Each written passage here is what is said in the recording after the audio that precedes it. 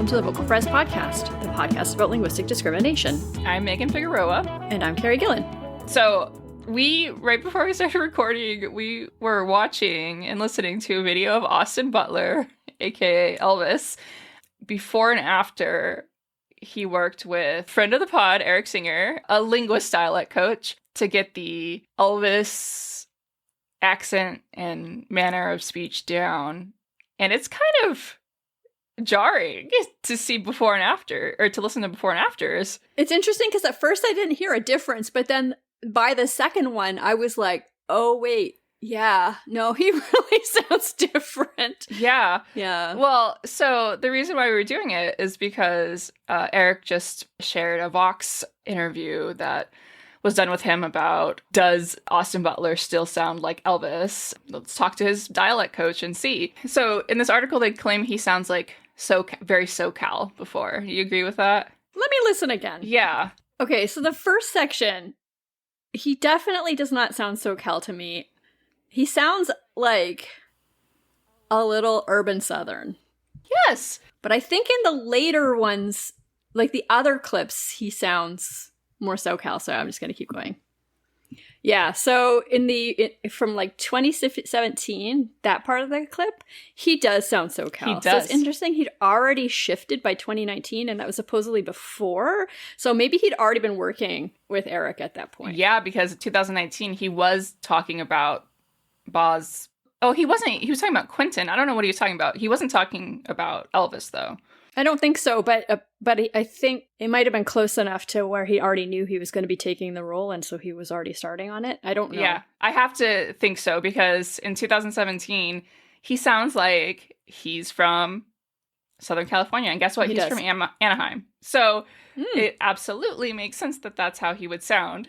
Yeah, absolutely. But it's interesting because I don't know why he chose that, the person who created this YouTube video, why he chose that first clip from 2019, because it doesn't really feed into his analysis at all. It's just like, oh, he sounds vaguely Southern. I don't know. Right. Yeah. So it wasn't as big of a shift from the first clip to the second clip where he's post-Elvis, as versus post-Elvis going back to 2017 where you're like, whoa! Yeah. Yeah, no, 2017 it is marked. Yeah. He sounds, in 2017... exactly like, like kind of my generation. I mean, he's 4 years younger than me. Yeah, your generation, but also like even more Californian than you. Yeah. Yeah. Eric points out, though, that Austin is 31 now, but Eric points out that a lot of what we're noticing in his voice is that he's matured and that it is deeper. His voice is deeper. Yeah. Yeah. That's what I was going to say before I got to the second part where I was like, oh, actually, it's not just deepness. Because that was the first thing I noticed is like, well, his voice sounds a little deeper, but it doesn't sound that much different. So that is definitely a part of it, but it's not the whole story. So yes, but there is still some of that like Southernness that's stuck with him. So Singer says there are elements in Butler's accent that already resembled Presley's speech pattern. Both of them, the king and the protege, possess what linguists call price smoothing, where I've never heard that, where the vowel sound in words like price and time are reshaped to aw instead of I. So monetization. Yeah, I've never heard it as price leveling before. But I knew what it was going to be as soon as you said it because of the vowel. I was like, oh, it's going to be a monothong. Pras. How do you say Pras. That's probably still wrong, but. How does he have that from from Anaheim? I don't know. That's not really a thing, right? I don't know. I don't think so. I don't know. Someone can tell us if we're wrong. I mean, I've never heard of that being a thing in California. Me neither. But I don't know. I'm not an accent expert. I'm not a phonologist. I don't know. Yeah. Singer Eric is saying that during his acceptance speech, because in the Golden Globes, I think is what everyone's talking about, like when he accepted for Best Actor or whatever, is like, oh my God, he's still sounding like Elvis.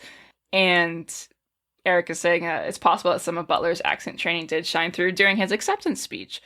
But yeah, I gotta believe that I'm just thinking about what it is to be like a human and we shift the way we talk all the time depending on who we're talking to, what the circumstances are. What if like he just won an award for Elvis, and if his learned accent from Elvis came through, I wouldn't be shocked at all. Like if that was just kind of like an unconscious or even semi-conscious thing going on. But it's more widespread than just the award ceremony. Oh, he's like doing it everywhere. Yeah, like in this video. That's not just from Golden Globes. Well, I thought that he just sounded pretty deep in that one from 2022. Did he still have some of the Southern stuff? It did? Okay. Yeah. Yeah. So I think, I don't think he's like kept the entirety of it, but he's definitely like settled in to like halfway to Elvis accent.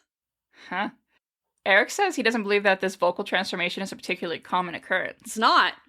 That's why when you were like, oh, what about context? And I'm like, but people don't normally do this. They normally just use their regular accent when they're like, like, you know, like Australians just use their Australian accent when they're accepting awards and things, you know? Yeah, that's true. Glad to see Eric Singer. I'm glad to see people interview the people they should for stories like this. Yeah. It makes me happy. Yeah. And he obviously did a good job with Austin because, yeah. Oh, yeah. It really stuck. Yeah.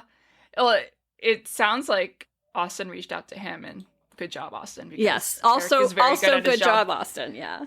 Yeah. And if you want to stick with this accent, go for it. Who cares? Yeah, I know. If you want to sound Southern Californian, that's also fine. Like, but this one actually works for you, so go for it. It does. It does. You can switch between the two. Maybe. I don't know. Like, do what you need to. I know. It's in his DNA now, Carrie. Anyway, cool. Well, thank you for the update on the Elvis situation. On the saga. And this episode is so fun. We talk about so much fun. Sports talk.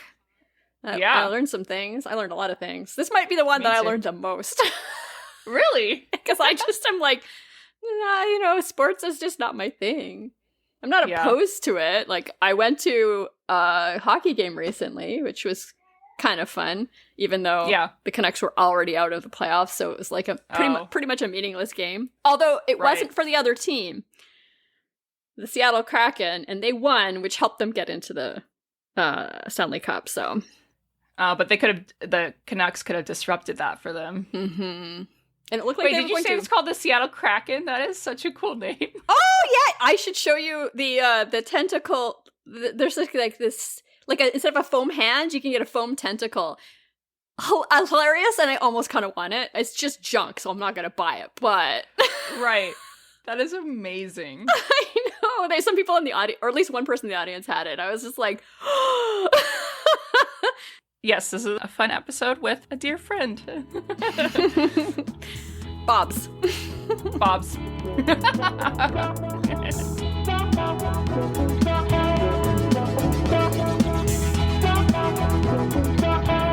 So Dr. Bob Kennedy, we're excited to have him as our staff for a second time. He's a lecturer in the linguistics department at the University of California, Santa Barbara, with specialties in phonology, morphology, phonetics, reduplication, ultrasound, cross-sectional imaging, prosodic phonology, dialects of English, and the linguistics of sports. And that's why we're having him here today. He's a strong interest in the form, usage, and social meaning of names and nicknames, especially those that function as both reference and address. This pursuit has drawn him into a broader domain of language and sports, where the study of register and structural repertoire illustrates the effect of sporting contexts on linguistic structures and vice versa. And he is also the author of the paper Nicknames in the Oxford Handbook of the Word. So welcome, Bob. I'm so glad you're back. Having me. Yeah. So what an honor it is to be a second time guest. We don't just do that willy-nilly. Anyway, so let's talk about why is the linguistics of sport interesting? I'm glad that you asked that question. I know that we were sort of spitballing a few ideas about how we could talk about it or how we could frame the discussion. And I was thinking about it, and I came up with 5 different answers that we could probably come to. I think that each of them will emerge over the course of our discussion. But I mean, one way that we could go with it is why did I get into it in the first place?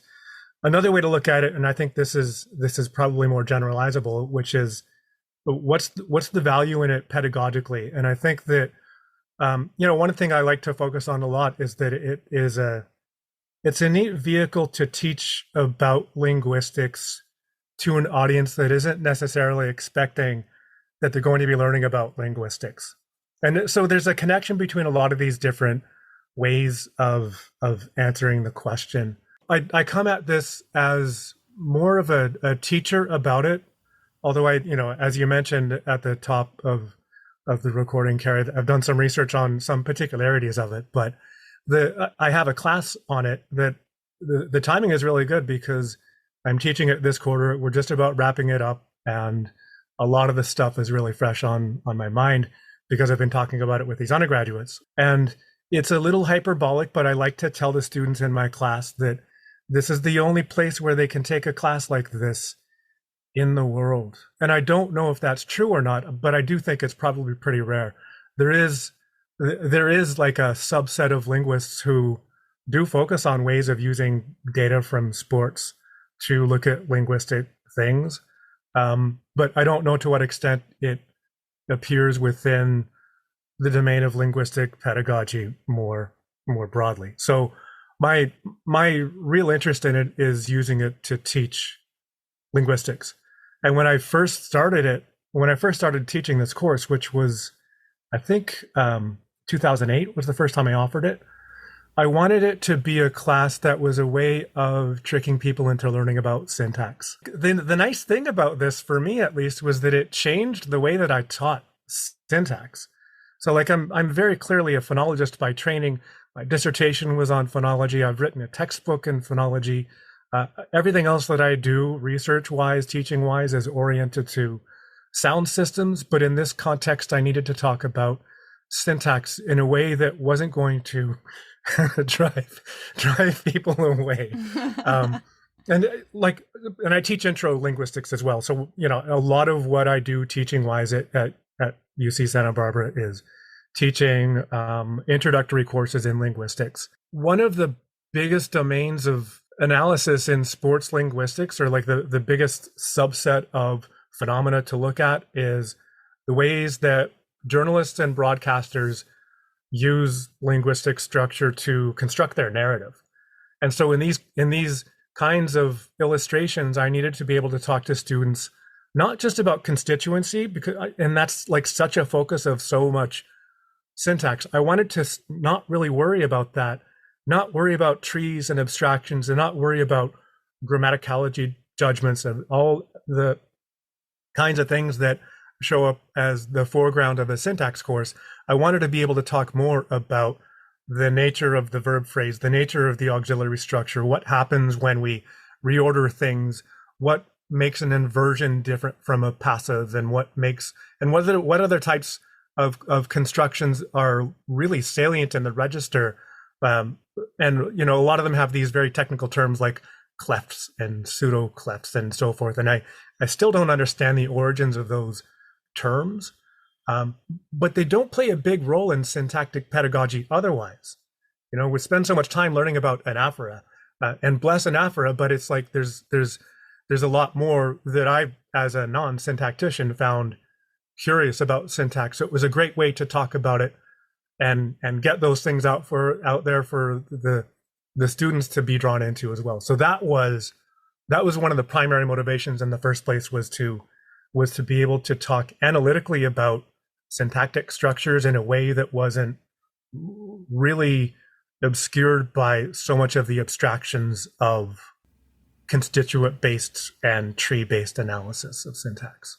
Just for our listeners, just in case they don't know, what is anaphora? Oh, of course. So anaphora, I mean, you might be asking the wrong person, but the way that I think of it is that it's a technical term that has a multitude, at least two, you could say, interpretations. And within syntax itself, it relates particularly to the relationship between a pronoun in a sentence and whether it has some other noun phrase in the same sentence that it co-refers with.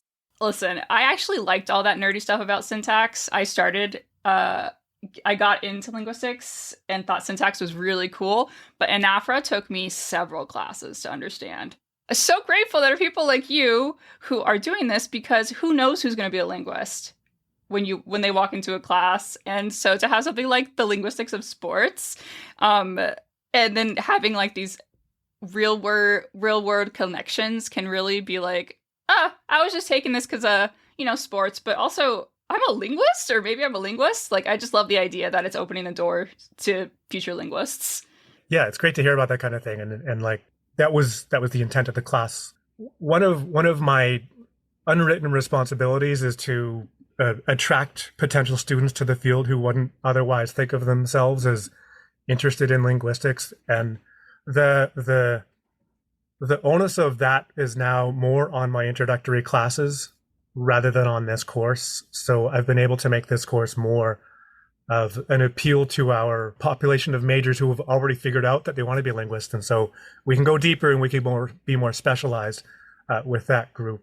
But it's flattering. Thank you for saying so. So it's cool to hear. Yeah, I was just thinking there's very little that we talked about in terms of sports when I was doing my undergrad or grad work. The only thing I can think of is the he shoots, he scores. Can you clarify how that is? Like, because I can think of something how that is relevant, but I'm curious what role that item played in. Right. So it's a good question. So it has to do with tense. So English doesn't really like the plain present tense for most verbs, and so usually you would say he is doing something, but in the sports you just say the plain present tense. Yeah, so like simple present tense, right? And it actually it is a really salient aspect of the register of sports announcer talk, the use of this simple present tense, and I use it as a way of demonstrating like the difference between the form of aspect and the interpretation of aspect, and how in most other contexts, when you have a simple verb, you still get this aspectual interpretation of habitual, actually. So if you say I walk to school or she walks to school, it gets a habitual interpretation. But and to talk about something in the moment, we need that progressive construction. So the progressive is the name of the structure, but the interpretation of the aspect is something entirely different. And that separation of form and function is such a recurrent lesson that I think needs to be taught and retaught and retaught. And it applies to singular reference they likewise. Like when I discuss this, and it comes up in nearly every class that I teach, I point out like, look, it still grammatically presents as a plural item, but it has this singular interpretation in some contexts. And that's not at all unusual, because that happens in a lot of different ways where the form and the function are just they go together, but they are not the same thing. They're just different dimensions, and they can pattern differently like this. So it's a good opportunity to bring back in a discussion of pronoun use like this in the same way.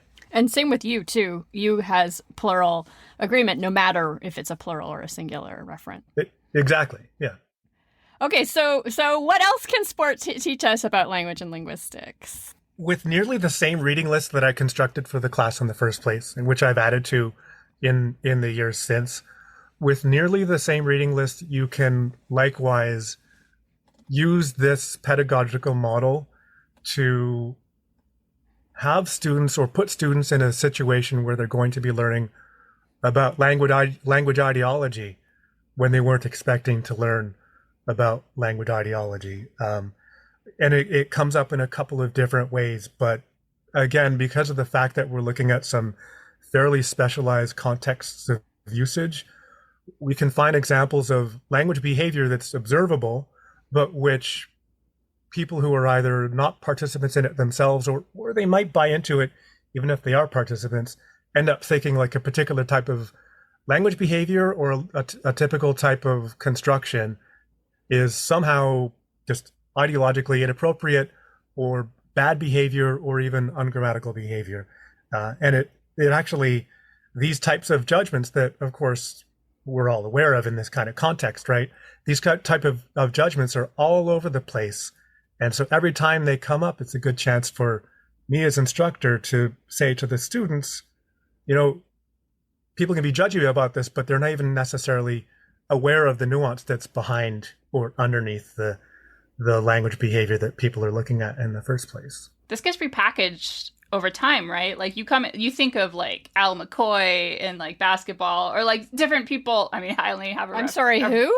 Yeah, I know. I would say my reference is for watching the Phoenix Suns growing up, but I've literally never heard that name before. You didn't grow up in Phoenix in the 1990s. If you are from Phoenix or from Arizona, you definitely know the name Al McCoy. But I'm just thinking that there got to be people that are going up in the, studying to be a sports journalist that look up to people like Al McCoy. People are just kind of modeling themselves after other people, right? It does. It replicates in an interesting way. We don't need to limit the discussion to sports announcer registers or sports journalism, but it is a big part of there's just a whole bunch of data and different examples, different users of it that we can point to as not just models, but as sources of data. And this question, I've never been able to answer this to my own satisfaction, but it does seem like contemporary broadcasters who use these same types of grammatical strategies learn it somehow by modeling themselves after prior generations. And it seems like a lot of this goes back to the radio era of baseball broadcasting. And some of it survives into the modern or contemporary era, both in, there are still games that are broadcast over the radio. It can be a lot of fun to listen to a game on the radio, and the skill set of the radio announcer translates directly into the skill set of the television play-by-play commentator. But just with the fact that with this extra visual medium, they can sometimes diverge away from in the moment narration more so because there's still the visual for the viewer to fall back on. The kinds of things that show up in the radio era stuff, like Harry Carey, right? I would include that there. Yeah. Carey Gillen, you've heard of Harry Carey, right? Harry Carey? Yeah. I think so, but I don't remember anything about this person. Okay. Famous old baseball broadcaster, I think, for one of the Chicago teams, if I'm correct. The Cubs, I believe. Yeah. Okay. And I didn't want to misspeak and. Can you imagine? Can you imagine all of the hate mail? All the letters you all would get. Sox? Yes, I have to. Right. Which brings us to talking more about identity and so forth. But I think that the thing I wanted to bring up with respect to this was even that simple present tense that Carrie brought up earlier, is something that you can attribute to some of this early radio era broadcasting. Likewise with things like there's this strategy of dropping out verbs, either as a copula be or auxiliary be can go missing in live sports broadcasting.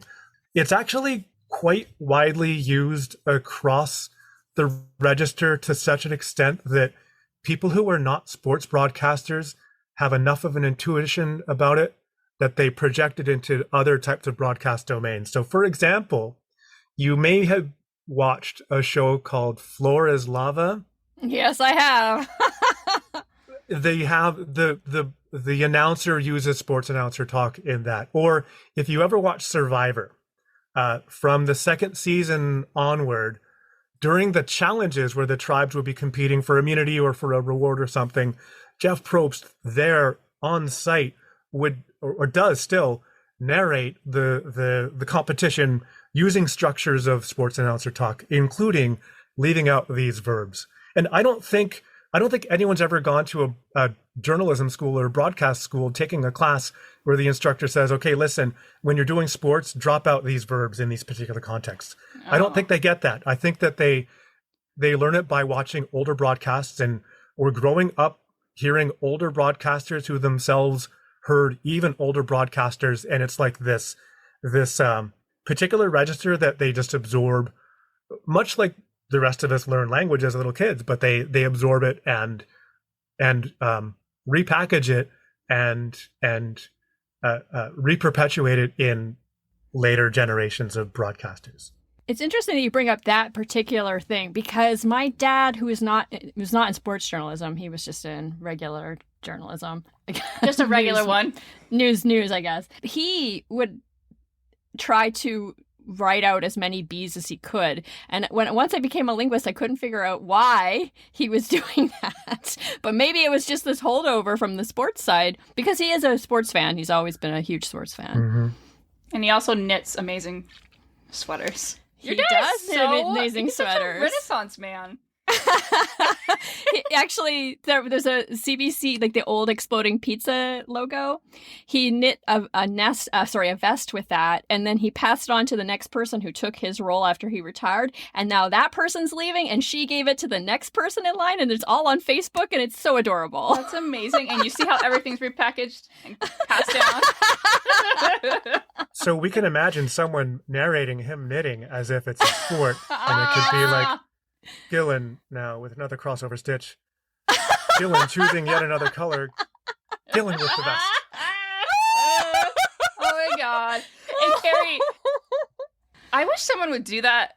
That's really exciting. That's great. It got really more exciting. That'd be fun. Wow.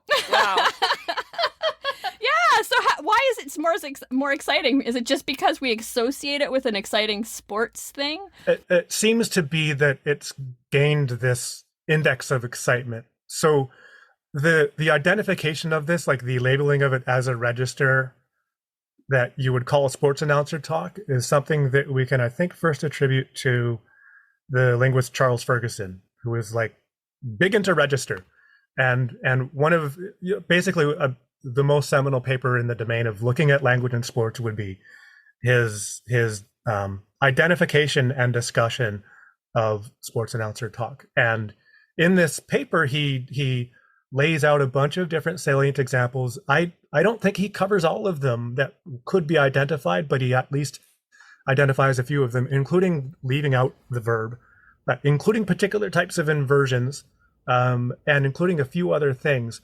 But the reasoning that he gives, and I think this is a really sound explanation, is that at least some of them have their origins in the urgency of the moment. So when something is happening very suddenly, then you need to get a little bit telegraphic and speak a little bit more quickly and take some shortcuts.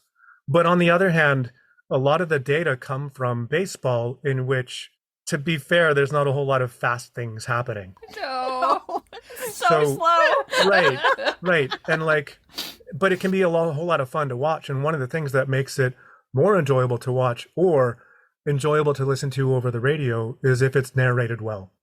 Mm-hmm. And so there needs to be a really good story constructed by the narrator for the game. And one of the things that they can do is exaggerate the urgency by shifting into something more telegraphic, even though there's not really the urgency there necessitating it in the actual context, that the viewer gets absorbed into this illusion of urgency, and likewise, it's become so much of a typical trait of the register that if a sports announcer is not using it, it doesn't sound like authentic sports announcing.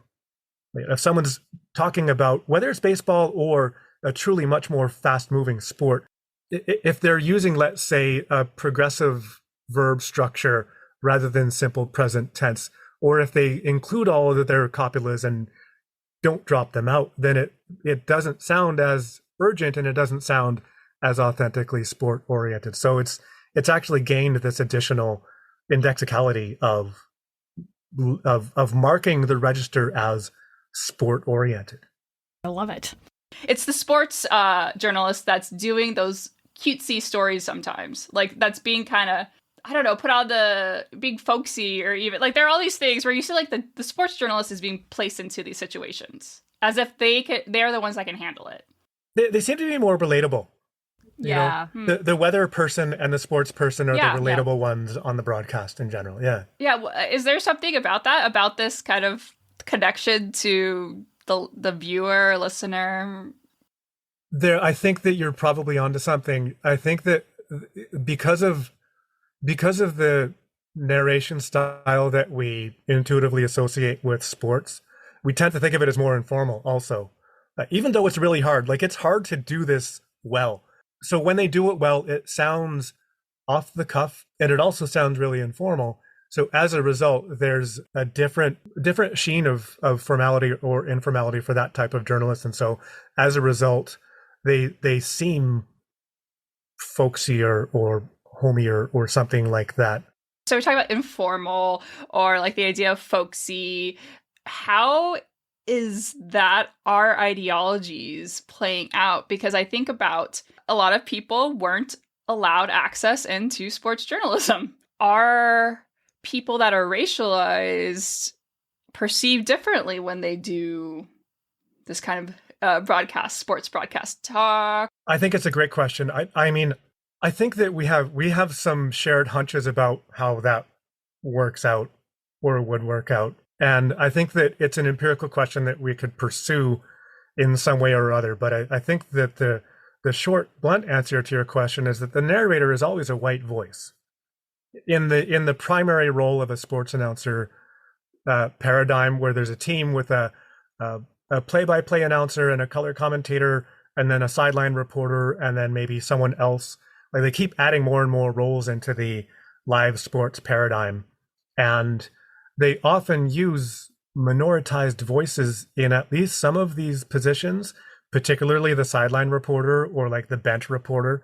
So they get a role, but it's never the primary role. And the primary role is the play-by-play person who narrates the game as it happens.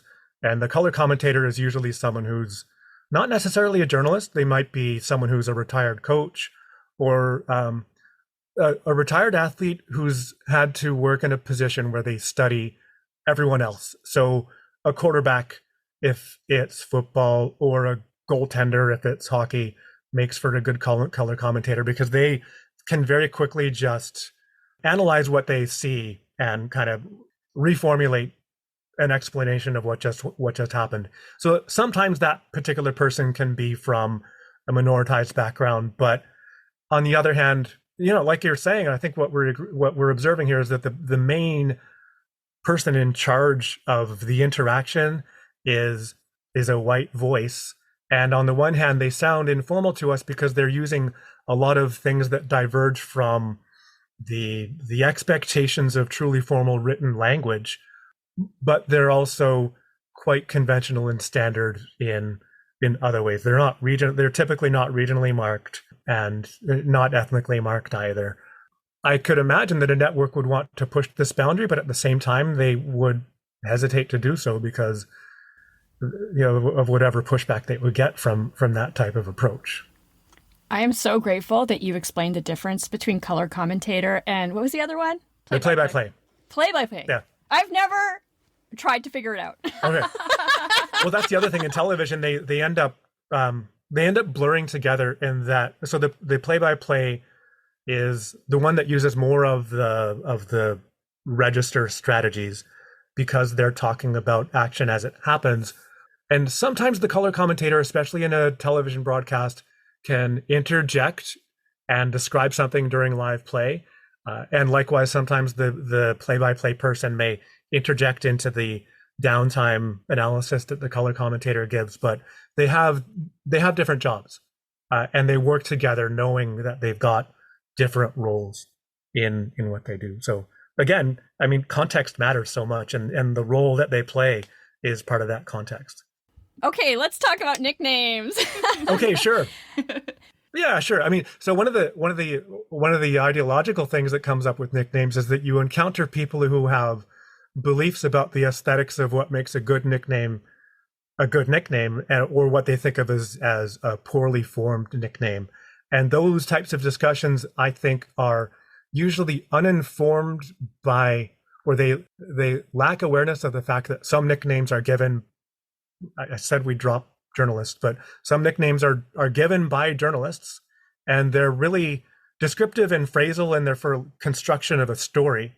And other nicknames are just the nicknames that people use for each other, whether they're friends or they're in some type of relationship that may involve equal power. It may involve a power differential, but the nicknames of that type that we see in the sports context are similar then to the way that we come up with nicknames for friends and family members and or for people that we're not friends with, either way. Oh, so power differential. Power differential is really big here. Yeah. So when I first started getting into nicknames, and when Tanya and I first started collecting data on hockey player nicknames, we had a very particular focus of form where it's such a minor detail, but it was really relevant in a particular way, which is that we were trying to figure out whether you could predict the presence or absence of a suffix within the nickname. So are you more likely to be, let's say your last name is Alfredson, is your nickname more likely going to be Alf or Alfie? And when we were workshopping this, everyone kept trying to say, like, maybe it has to do with familiarity or closeness, or like you're more likely to get the two-syllable nickname on the basis of how close you are with someone. And I think that dimension might work or might be explanatory in other contexts, but I think within this context, that wasn't explaining it. Because I think from our point of view, or what we were seeing, was that just having a nickname itself was indicative of closeness or of just in-group membership and camaraderie and solidarity. And so whether you have the suffix or not was not determined by degree of closeness. It was actually phonology that determined this. So it's a gradient pattern in that you can find counterexamples that are, they're not part of the overall generalization, but the skew is still in a very particular direction, which is that if you have a name that you're working with and you're shortening it, the process is that you shorten it to a single syllable first, and then you add a suffix strictly on the basis of what the consonants at the end of the truncation are. So really, really like nuanced detail, but for me, it was really interesting. It was basically if there's a single consonant that's voiced, so actual like phonologically voiced, or if there's a consonant cluster still in the truncation, then you add a vocalic suffix, and it could be E or O or Then if you're starting with a single syllable name to create a nickname from, you have to add a suffix regardless of the consonant. If your truncation ends in a voiceless consonant, you leave it as a single syllable. So something like a P or a K or a T. So like there was a goaltender with the last name Kiprasov, and so he was Kip. But I would be Figgy then. If you and I were on the same hockey team, you would most definitely be Figgy. Figgy pudding. It has to do with phonotactics, right? Just like it sounds better to us. Like if we're thinking about it, like it just sounds more English-like, or because I'm an English speaker, I just need this. It's languagey more generally than English in that it's this thing where we end up preferring a combination of an intervocalic voiced consonant in this two-syllable form and a voiceless consonant at the end of a syllable for the other set. So this is why it was interesting to me phonologically, was that it reflects this cross-linguistic tendency towards voicing between vowels and voicelessness at the ends of words.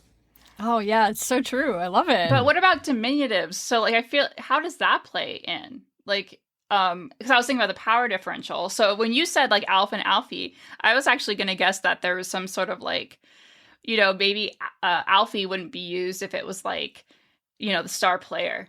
So these are both possible ways of getting a nickname out of a name, like Alfred or out of Alfredson. The one player in our database with that last name, his nickname was Alfie.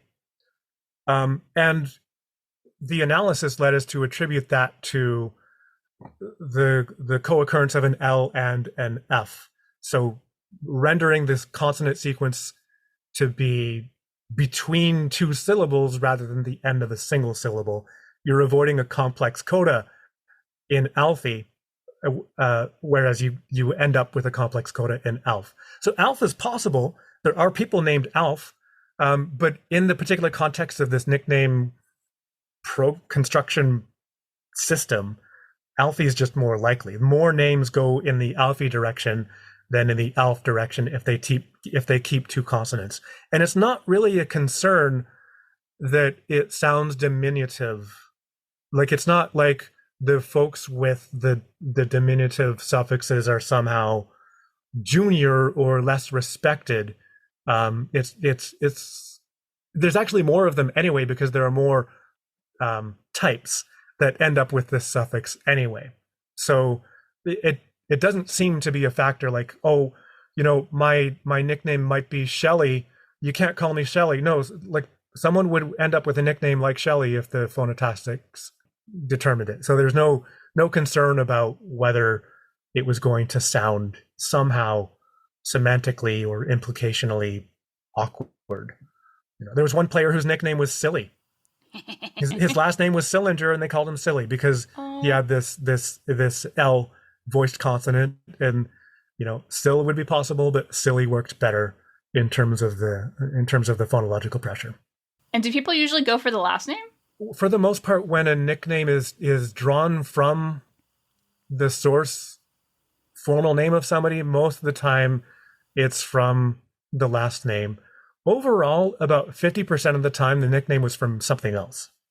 It was some personality trait or wordplay, or they looked like someone else, or that kind of thing.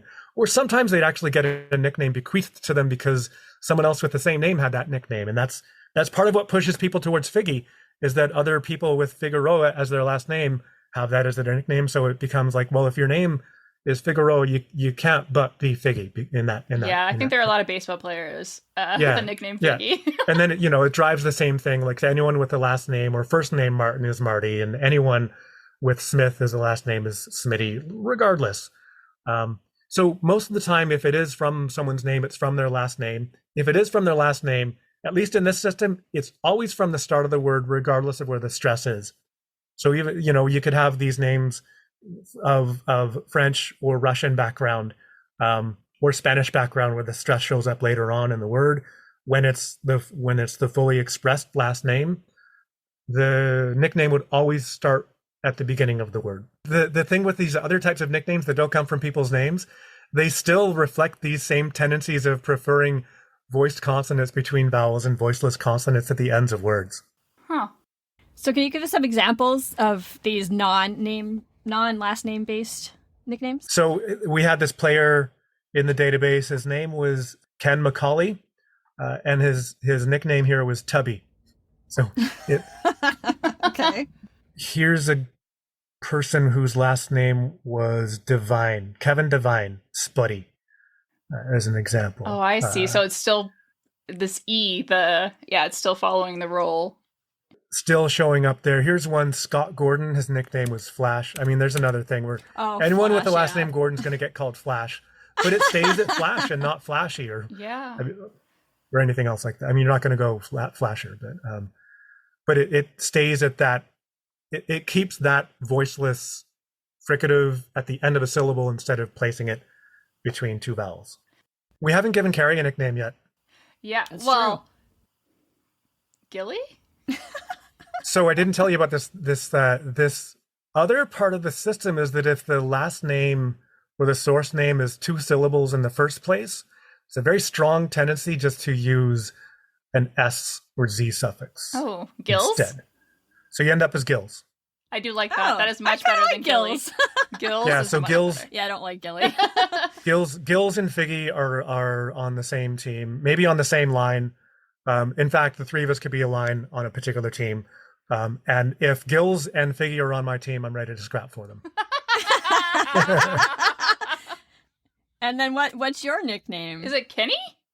I still have no real answer for this because that's what the system predicts. There's a very small number of people with the last name Kennedy in this database, and none of them had a name based on Kennedy. And I actually think it has something to do with the fact that the name it is three syllables, but it almost sounds like it's two syllables to begin with.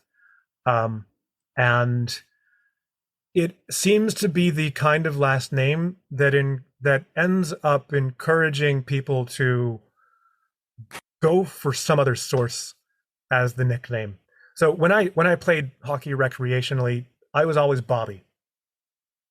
And that's a fairly typical thing to end up with instead, is just, diminutive of the first name is a suitable nickname in this type of context also. It's underwhelming in that it doesn't seem to be as different from nicknames in other contexts, and it doesn't shorten the last name, but that's something that shows up is, sometimes the nickname doesn't come from the last name, it comes from the first name instead.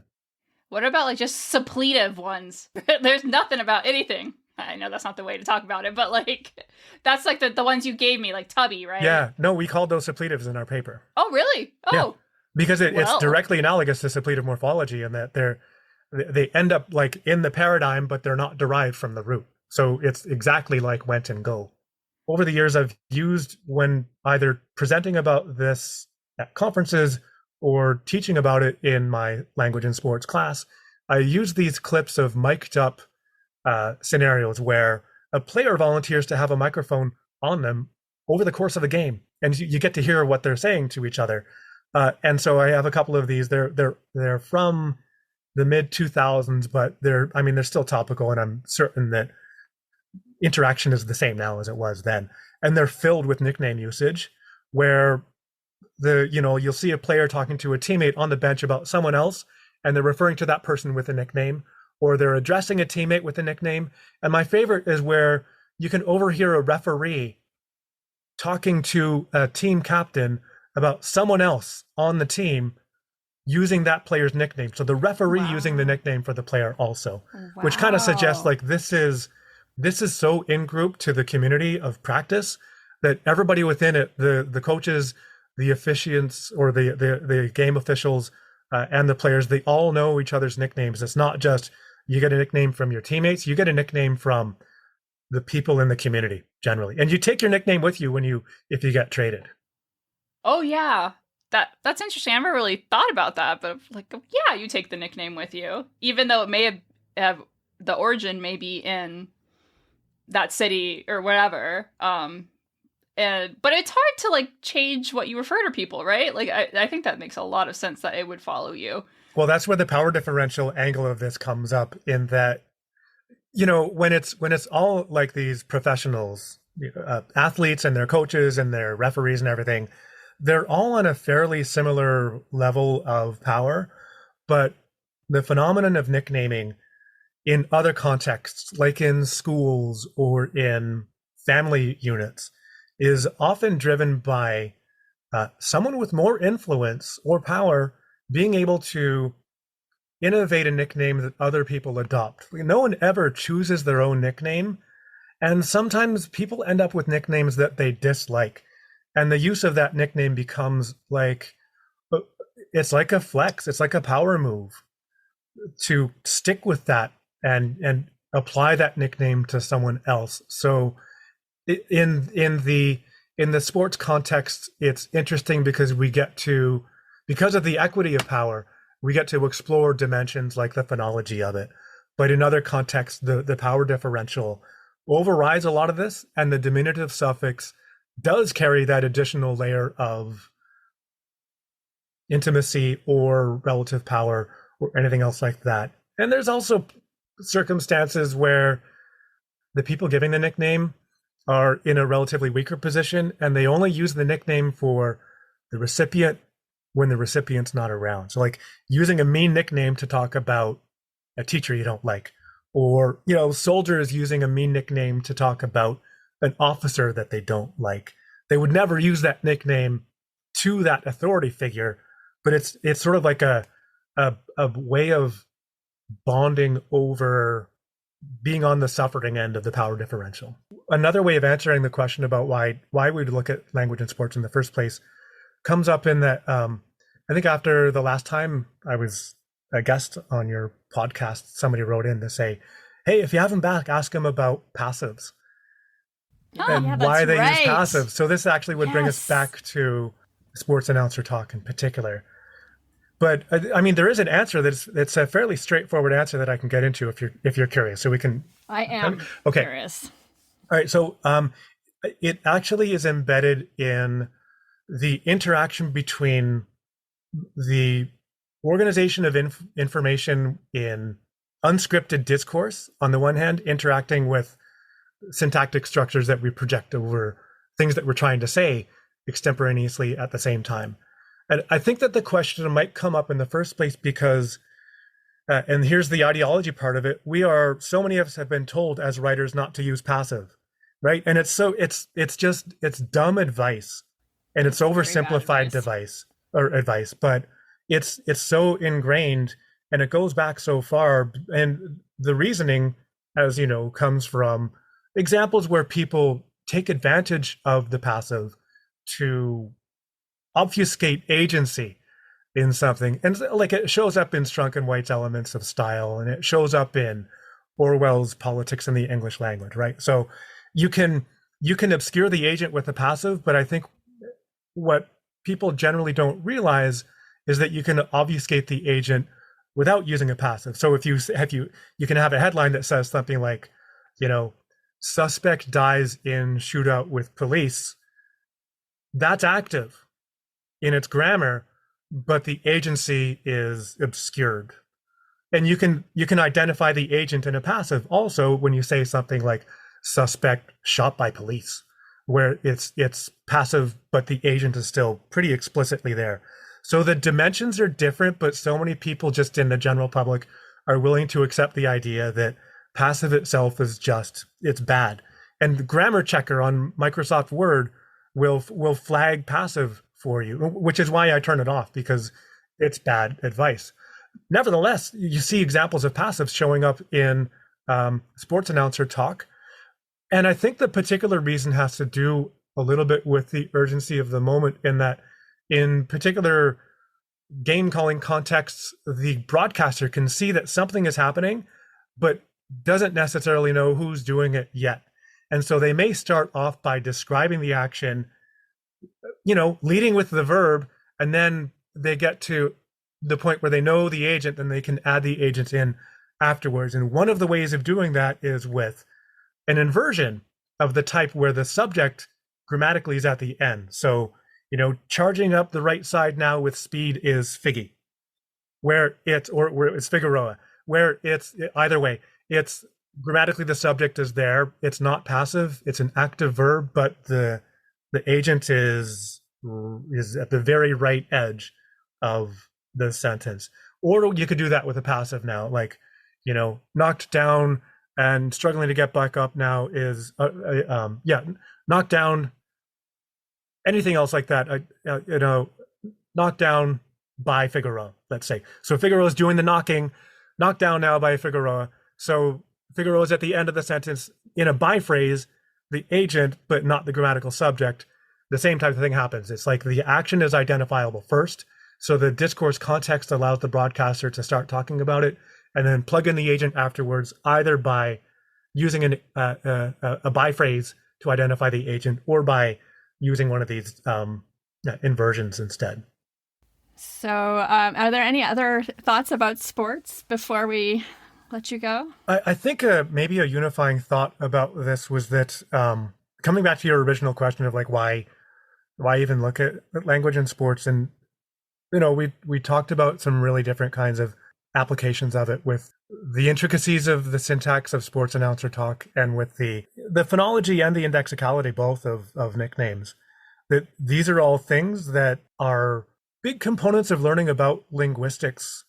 And I think that this particular usage of sports itself as testing ground, I think it works because of the fact that the context is fairly well defined and fairly well controlled, if you want to think about it as a naturally occurring experiment. And the context is what drives the usage of particular syntactic structures. The context is what drives adherence to strategies of in-group indexicality, or even the phonology is somehow contextually oriented.